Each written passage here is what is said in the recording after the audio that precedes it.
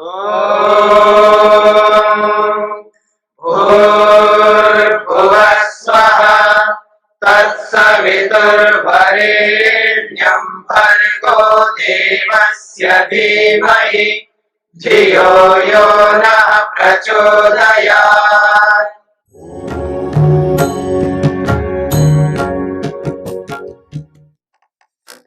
विभूतिपाद के 23वें सूत्र को लेकर के हम विचार कर रहे हैं। सूत्र है मैत्रियादिषु बलानि। 3 भावनाएं हैं, 3 इमोशंस हैं। एक है मैत्री की भावना, मित्रता की भावना, यानी मित्र बनाने की भावना है। और एक करुणा की भावना, दया।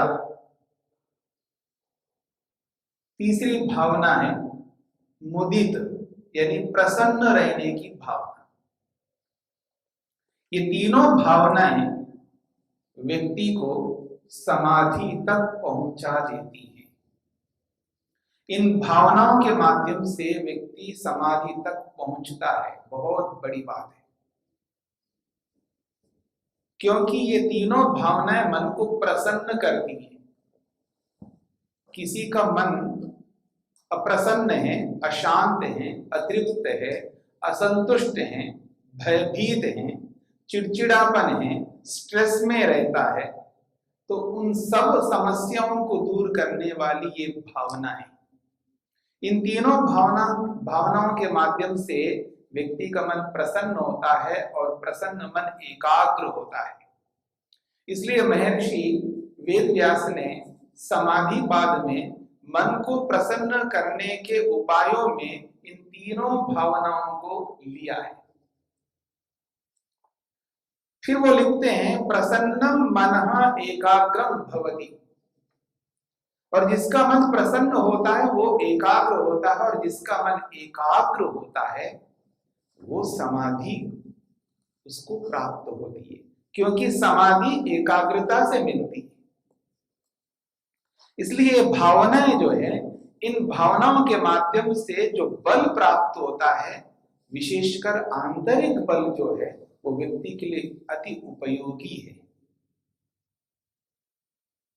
जैसे किसी छोटे से बच्चे, बिल्कुल छोटा सा बच्चा है, 6 महीने का है, साल भर का बच्चा है, जब उसकी माँ उसके पास रहती है, जब वो बच्चा उस माँ के गोद में बैठता है, तो उसको ऐसा लगता है मैं बहुत अधिक बलवान हो गया। उसके अंदर इतना धैर्य होता है, इतना साहस रहता है। कभी कभी ऐसा होता है कि छोटे से बच्चे को कोई चाचा, ताऊ, मामा उसको छेड़ते हैं, उसको थोड़ा सा तंग करते हैं, परेशान करते हैं, और वो बच्चा कोई बहुत डरा हुआ सा रहता है। और उनको तंग करने से उनको तो खुशी मिल रही है, लेकिन बच्चे को दुख मिल रहा है।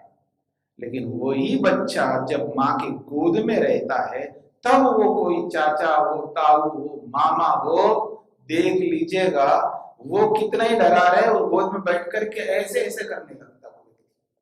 तो देखिएगा क्या बल रहता है उसको, यानी उसको ये पूरा विश्वास रहता है अब मैं माँ के गोद में हूं, अब मेरा कोई बिगाड़ नहीं सकता।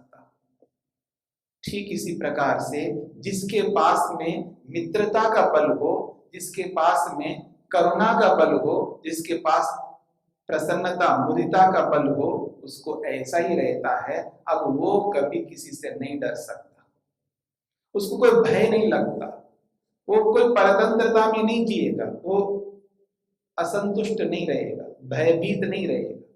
तो ये जो आंतरिक बल है, ये तीनों बल ऐसे हैं जो अंदर से व्यक्ति को, आत्मा को, मन को, बुद्धि को, इंद्रियों को मजबूत कर देते हैं। और यही बल जब अंदर से मजबूत करते हैं ना, तो शरीर से भी वो मजबूत रहेगा। इसलिए बहुत उपयोगी बल है। तो आइए आगे बढ़ते हुए हम समझने का प्रयत्न करते हैं। महर्षि वेदव्यास कहते हैं जिस प्रकार से मैत्री का एक बल होता है और करुणा का एक बल होता है, इसी प्रकार मुदिता का एक बल होता है। क्योंकि समाधि पाद में 4 बातें कही हैं मन को प्रसन्न करने के लिए। मैत्री भी बताई गई वहां पर, और करुणा भी बताई गई है, मुदिता भी बताई गई है, उसके साथ में एक और बात कही है जिसको कहा उपेक्षा। अब उस उपेक्षा को लेकर के यहां पर हमें समझना है कि उपेक्षा का कोई बल नहीं होगा, ये कहना चाहते हैं। तो आगे हम समझते हैं भावनातः समाधि। वो कहते हैं इन तीनों की भावना करने से, मैत्री की भावना, करुणा की भावना, मुदिता की भावना करने से वो कहते हैं समाधि, समाधि लगती है। अर्थात इन तीनों भावनाओं को करने से मन प्रसन्न होता है, मन खुश रहता है, संतुष्ट रहता है। जब मन खुश रहता है, प्रसन्न रहता है, तो प्रसन्न मन जो है एकाग्र हो जाता है। उस प्रसन्न मन से जब व्यक्ति एकाग्र होता है तो उस एकाग्रता से समाधि लगती है। ये मन की वो अवस्था है जो चौथी अवस्था, जिसको एकाग्र अवस्था हम कहते हैं। क्षिप्त, मूढ़, विक्षिप्त, एकाग्र और निरुद्ध, ये 5 अवस्थाएं बताई गई है समाधि पाद में। उन 5 अवस्थाओं में चौथी अवस्था है एकाग्र अवस्था। तो जब व्यक्ति प्रसन्न होता है, किस कारण से प्रसन्न हो रहा है यहाँ पर? मित्रता के कारण से। उन सभी सुख संपन्न से, सुखी लोगों को देख करके, जो सुख संपन्नता से युक्त हैं, जो जो सुखी दिखाई देते हैं उस व्यक्ति को, पूरे संसार भर के लोगों में जो सुखी लोग दिखाई देते हैं, उन सुखी लोगों को देख करके व्यक्ति प्रसन्न हो रहा है और मित्रता बना रहा है। उनकी मित्रता मन ही मन में उनको मित्र बना लेता है, उनसे मित्रता करता है मन से। हर सुखी व्यक्ति से मित्रता करता है मन से। तो जिस मन से वो मित्रता करता है, तो उस मित्रता के कारण से उसके मन में प्रसन्नता होती है, और वही प्रसन्नता व्यक्ति को एकाग्रता दिलाती है। तो ऐसे ही जितने भी दुखी दिखाई देते हैं संसार भर के लोग, जो कि वो जो दुखी है, चाहे वो किसी भी प्रकार से दुखी हो, बल के कारण से, पैसे के कारण से, जमीन के कारण से, वस्त्रों के कारण से, जिस किसी भी कारण से वो दुखी है, उन दुखों को देख करके वो मन ही मन उनके प्रति करुणा करता है, दया करता है, उनके दुखों को दूर करने के लिए ईश्वर से प्रार्थना करता है, उसके लिए दुआएं करता है। इसलिए उन दुखी लोगों को देख करके उसके मन में करुणा उत्पन्न होती है, दया उत्पन्न होती है, और उसी करुणा दया के कारण से उसका मन खुश रहता है, प्रसन्न रहता है, और वही प्रसन्नता व्यक्ति को एकाग्रता को दिलाने वाली होती है। और ठीक इसी प्रकार से जब व्यक्ति अपने बराबर के व्यक्ति को देखता है, जो बल मेरे पास है उसी बल जैसा बल सामने वाले के पास देखता है, तो उसके मन में ईर्ष्या नहीं होती है, उसके मन में प्रसन्नता होती है। तो शारीरिक बल को देख करके, चाहे पैसा को देख करके, जिस किसी भी भौतिक साधन को देखता है जो अपने के बराबर या अपने से थोड़ा ऊंचा, जब किसी स्कॉलर को देखता है, विद्वान को देखता है, तो उसकी विद्वत्ता, उसके स्किल्स को देख करके ईर्ष्या उसको नहीं होती है, क्योंकि वो योगाभ्यास करता है, योगी है, इसलिए उसके मन में कभी ईर्ष्या उत्पन्न नहीं होती है। उस ईर्ष्या के स्थान में उसको प्रसन्नता होती है। इसी को मुदिता कहा है। उनके बल को, उनके स्किल्स को, उनकी योग्यताओं को देख करके उसके मन में बहुत अधिक प्रसन्नता आती है। उसी प्रसन्नता के कारण से मन एकाग्र होता है, और उसी एकाग्रता के कारण से समाधि लगती है। इसलिए महर्षि वेदव्यास कहना चाहते हैं भावनातः समाधि, भावनाओं से, इन तीनों प्रकार की भावनाओं से योगी समाधि लगा लेता है। यह स संयम, और इन तीनों भावनाओं में जब संयम करता है तो उसको क्या प्राप्त होता है? ततो बलानि, बल प्राप्त होते हैं। मैत्री बल, करुणा बल और मुदिता बल, ये तीनों प्रकार के बल प्राप्त होते हैं। और वो कैसे होते हैं वो बल? उसके लिए कहते हैं अवंध्य वीर्यानि जायन्ते। वंध्य का अर्थ होता है डगमगाना, आदमी डगमगा जाता है, थोड़ी सी कठिनाई आते ही अपने आप को दीनहीन मान लेता है। जब थोड़ा सा अधिक तब करने की बात आती है, डगमगाता है व्यक्ति, अपने आप को दीनहीन मान लेता है, मैं नहीं कर सकता इतना तप, मैं बोल नहीं सकता, मैं लिख नहीं सकता, हर विषय में आदमी डगमगाता है। लेकिन यहाँ पर कहा जा रहा है वो डगमगाता नहीं है। अवंद्य वीर यानी का मतलब है अचूक बल उसको प्राप्त होते हैं, कभी वो बल समाप्त नहीं होते हैं, वो बल उसके साथ हमेशा रहते हैं, निरंतर बने रहते हैं उसके साथ में वो बल। इसी को कहा अवंध्य वीर्यानि, यानी चूकने वाले नहीं है, डगमगाने वाले नहीं है ये बल, ये निरंतर साथ में रहने वाले बल है, ऐसे बल उसको प्राप्त होते हैं। फिर कहते हैं पापशीलेषु उपेक्षा न तो भावना। बड़ी बात कही जा रही है, जो पाप करने वाले होते हैं, एक सामान्य बात है, कोई भी मनुष्य है तो कोई ना कोई दोष करता है। मनुष्य होने के नाते, अल्पज्ञ होने के नाते, अल्प सामर्थ्य वाला होने के नाते, कम जानकारी के होने के नाते व्यक्ति कोई ना कोई गलती कर बैठता है। उसकी बात नहीं हो रही है जो अधिक से अधिक गलतियां जो करता है, जिसको हम साधारण तौर पर अच्छा आदमी नहीं मानते और उसको बताने पर भी वो सुधरता नहीं है। इस बात पर ध्यान दीजिएगा, जिसको आप मोटी भाषा में कहते हो, इसको लाख बार समझाया हमने लेकिन ये समझता नहीं है, ये अब ये सुधरने वाला नहीं है। जब आदमी सुधरता नहीं है, नॉर्मल वे में जीता नहीं है, सबके साथ मिलकर के रहता नहीं है, और मनुष्य से जो कर्म होने चाहिए वैसे कर्म वो करता नहीं है, वो पशुवत कर्म करता है, राक्षसवत कर्म करता है, बताने पर भी नहीं मानता है। ऐसे व्यक्ति के लिए कहा जा रहा है जो पापशील है, जिसका शील, जिसका स्वभाव ही पाप करना बन चुका है, जिसका नेचर ही पाप करना है, वो पुण्य करता नहीं है। ऐसे पापशील वाले लोगों को देख करके क्या करनी चाहिए, तो क्या उपेक्षा, उनके प्रति उपेक्षा रखनी चाहिए। और जहां उपेक्षा होती है तो वहां भावना नहीं होती है। जैसे मैत्री की भावना है, जैसे करुणा की भावना है, और जैसे प्रसन्नता की भावना है, वैसे उपेक्षा की कोई भावना नहीं होती है। उपेक्षा का अर्थ होता है ना तो उसके प्रति हमारा लगाव होता है और ना ही उसके प्रति हमारा द्वेष होता है, न ही उस व्यक्ति के प्रति न अपनत्व होता है, ना ही उस व्यक्ति के प्रति न धिक्कार होता है। दोनों की जो बीच की स्थिति है, जिसको यहाँ शास्त्रीय भाषा में उपेक्षा कहा है। उपेक्षा का मतलब है न राग रखना न द्वेष रखना है, न्यूट्रल रहना है, समस्थिति में रहना है। सामने आ गया, नमस्ते किया तो नमस्ते कर लिया, और दो बात कहता है तो दो बात का जवाब दे देना है। यदि आपको लगता है कि उचित है तो जवाब दे देना, नहीं तो शांत रह करके वहां से हट जाना है। और जब गलत व्यक्ति सामने आता है तो जहां तक हो सके उससे दूर रहना, और सामने आ ही गया है तो जो सामान्य एक मानवीयता के नाते जो क्रिया करनी होती है वो हमें करना है।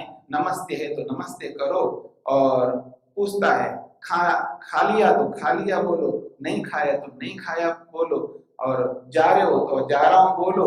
जो साधारण बात हमें करनी होती है, जो लोक व्यवहार के लिए हमको करना चाहिए, उतना ही करना। उसके साथ वो आत्मीयता नहीं दिखाना है जो अपने निकट के निकट व्यक्ति के लिए आत्मीयता दिखाते हैं, और ना आत्मीयता दिखाना है और ना उसके साथ द्वेष करना है, उसके प्रति मन में ईर्ष्या उत्पन्न करनी है, ना द्वेष उत्पन्न करना, ना ईर्ष्या उत्पन्न करना, और ना उसके प्रति हिंसा का भाव रखना है। बस मन में ही रखना है ये व्यक्ति व्यवहार करने योग्य नहीं है। जैसा व्यवहार इस व्यक्ति के साथ हमें और व्यक्तियों के साथ करते हैं, वैसा व्यवहार इनके साथ हम नहीं कर सकते हैं। बस उनको तात्कालिक जो व्यवहार मानवीयता के नाते जो करना होता है उतना ही किया है। पानी मांगा है तो पानी दे दिया है, अगर खाना मांगा है, खाने का अवसर है तो खाना भी दे दिया है, नमस्ते किया तो नमस्ते किया है। बस इतना ही एक सामान्य व्यवहार करना है, उसके साथ उस आत्मीयता वाला व्यवहार नहीं करना। और याद रखना, इसमें ना तो द्वेष रखना है और ना राग रखना है। तो दोनों की जो बीच की स्थिति है इसी का नाम उपेक्षा है। और उपेक्षा में भावना नहीं होती है, क्योंकि हम न्यूट्रल रह रहे हैं, ना उसके प्रति जा रहे हैं ना उससे दूर हो रहे हैं, बस बीच में रह रहे हैं, इसी का नाम उपेक्षा है। इस उपेक्षा में कोई भावना नहीं होती है, ऐसा महर्षि वेदव्यास कहना चाहते हैं। ततश्च तस्याम नास्ति समाधि, इसलिए उस उपेक्षा से कोई समाधि नहीं लगती है, क्योंकि उपेक्षा में मन जो है न तो अप्रसन्न है और न खुश प्रसन्न है, बस बीच का है। जो बीच का है तो अब उसको लेकर के समाधि नहीं लगती है, इसलिए कहना चाह रहे हैं ततश्च तस्याम नास्ति समाधि, उस उपेक्षा के कारण से समाधि नहीं होती है। इत्यतो न बलम उपेक्षातः, इसलिए उस उपेक्षा वृत्ति से कोई भी बल प्राप्त नहीं होता है।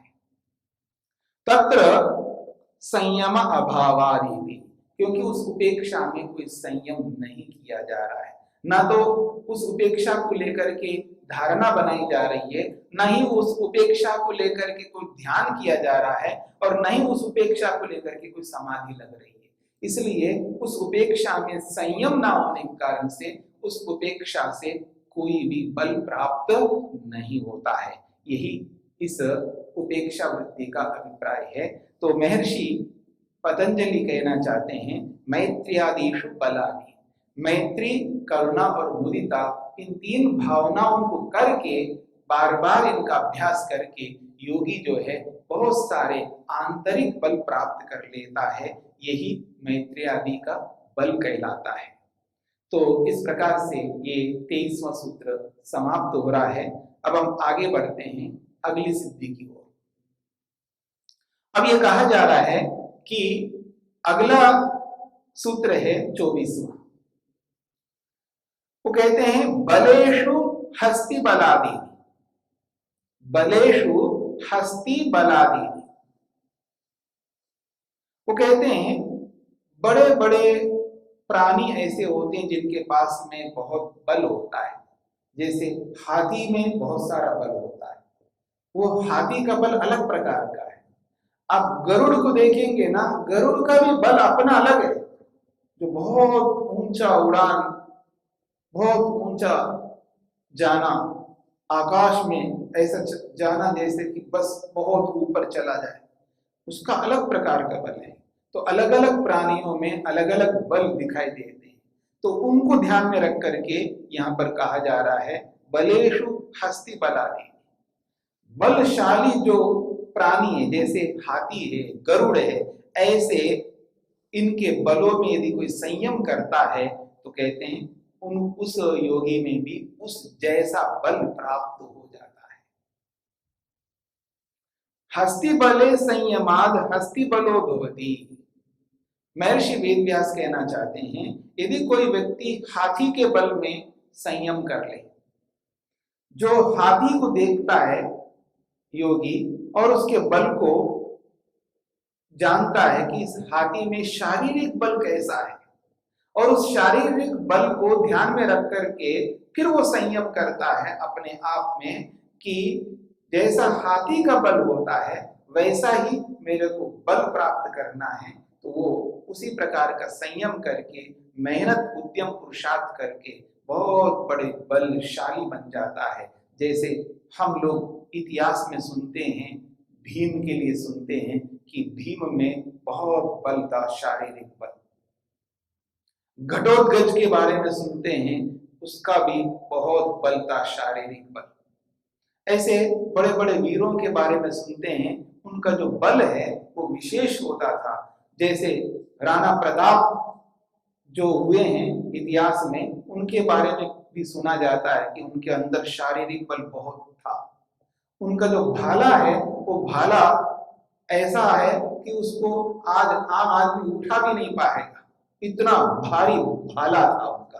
तो उस भाले को उठा करके और शत्रु के ऊपर फेंकना, कितना बल होना चाहिए उसमें। तो ऐसे बड़े बड़े वीर हुए हैं, शूर हुए हैं, जिनके पास एक विचित्र बल हुआ करता था। तो यहाँ पर भी कहा जा रहा है जैसे उन वीरों में वो बल था, वैसा ही अगर कोई बल में संयम करे अलग अलग बलों में संयम करे तो वो व्यक्ति वैसा वैसा बल को, उस जैसा बल को प्राप्त करने में वो सक्षम हो जाता है।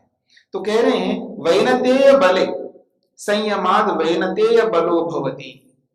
दूसरी बात कहिए, वैनतेय कहते हैं गरुड़ को।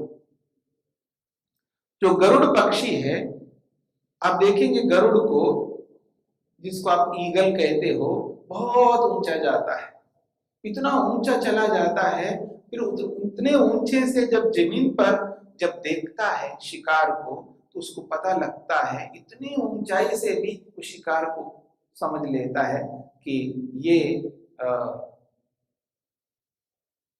शिकारी कर देता है कि वो प्राणी वहां पर है और उसका मांस मेरे को मिल सकता है, और वो भी ऐसा प्राणी वहां पर है उसका मांस हमको मिल सकता है। तो बहुत ऊंचे उड़ान करके भी वो समझ लेता है। तो इतना ऊंचा उड़ान करने के लिए भी एक अलग प्रकार का बल चाहिए। तो ऐसे गरुड़ जैसे पक्षी को ध्यान में रख करके जब व्यक्ति संयम करता है तो उसको भी वो सामर्थ्य प्राप्त होता है कि वो भी उड़ने का उसका सामर्थ्य हो जाता है। अब उड़ने का मतलब शरीर, इसी शरीर से उड़ना है, अथवा उसको देख करके वैसा संयम करके कोई ऐसा यंत्र बना लेगा व्यक्ति और उस यंत्र को बना करके वो भी उड़ सकेगा, ऐसा आप समझ सकते हैं। तो कहते हैं वायु बले संयमाद वायु बलो भवति। वायु के बल में संयम करने से वायु जैसा बल प्राप्त होता है। जैसे वायु में जो गति होती है, जो वेग होता है वायु के अंदर, आप कभी सुनते हो कभी कभी 200 मील की गति से चलने वाली वायु जब चलती है तो पता नहीं स्कूटर गाड़ियां सब उड़ा करके ले जाती है वायु। और आपको याद हो दिल्ली में एक बार बहुत बड़ी ऐसी स्थिति आई थी, तो गाड़ियां स्कूटर बिल्डिंगों के ऊपर टंग गए, पेड़ों के ऊपर भी टंग गए, इतनी वेग से वायु चली थी। बहुत साल पहले की बात है। तो कहने का अभिप्राय यह है कि वायु के बल में जब संयम करे तो जैसे वायु में बल होता है उस जैसा, यानी बहुत सारा बल, गति का, वेग का बल भी योगी को प्राप्त होता है। ऐसी बातें यहाँ पर कही गई है। आप देखेंगे आजकल भी लोग क्या करते हैं कि जो बहुत बलशाली लोग होते हैं उनके फोटो को सामने रखते हैं और उसमें संयम करते हैं और वैसे ही खाते हैं, वैसे ही मेहनत करते हैं, वैसे पुरुषार्थ करते हैं और उस जैसा बल प्राप्त कर लेते हैं मेहनत पुरुषार्थ करके। जो शरीर को ध्यान में रख करके जो लोग मेहनत करते हैं, पुरुषार्थ करते हैं, जिसको बॉडी बिल्डर बनना होता है, ऐसे लोगों को सामने चित्रों को रख करके वैसा ही उद्यम मेहनत पुरुषार्थ करते हैं, वैसा ही खान पान करते हैं और रात दिन उसी के लिए सोचते हैं और घंटों लगाते हैं उसके लिए, तो वो भी वैसे पहलवान बन जाते हैं, उस जैसा बन जाते हैं। यहाँ अभिप्राय ये नहीं है कि जैसा हाथी होता है तो हाथी में जितना बल होता है उतना ही बल योगी को प्राप्त होता है, वायु में जितना बल होता है, जितना वेग होता है उतना ही बल वेग योगी में प्राप्त होता है। और जिस प्रकार गरुड़ उड़ता है वैसा ही ये उड़ता है, इसका ये अभिप्राय नहीं है, पर इसका अर्थ हमें ये समझना चाहिए जो संभव है, जो हो सकता है। और जैसे दुनिया में हम देखते हैं बलशाली लोगों का ध्यान लोग करते हैं, यानी उनको सामने रख करके, उनको आदर्श मान करके, उनके चित्र रख करके, उनकी पुस्तकें पढ़ करके, उस वैसा ही खान पान करके, वैसे उद्यम मेहनत करके उन जैसा बल प्राप्त कर लेते हैं। जब कोई व्यक्ति ट्रेन के एक डिब्बे को धक्का देता है, कोई व्यक्ति पूरे एरोप्लेन को मतलब विमान को धक्का दे देता है, ऐसे लोगों को देखते हैं तो फिर वैसा ही मेहनत उद्यम पुरुषार्थ करके उन जैसा बाकी लोग भी बन जाते हैं। तो ये लोग में दिखाई देता है। तो जब वो लोग कर सकते हैं, एक संयमी व्यक्ति, एक योगाभ्यासी व्यक्ति, योगी व्यक्ति जिसका मन पर पूरा नियंत्रण होता है, हर विषय में नियंत्रण जिसका होता है, जो वैराग्यवान है, समाधिस्थ व्यक्ति है, अब आप सोच सकते हैं जब वो संयम करें और वो मेहनत करें, वो पुरुषार्थ करें तो क्या नहीं कर सकते।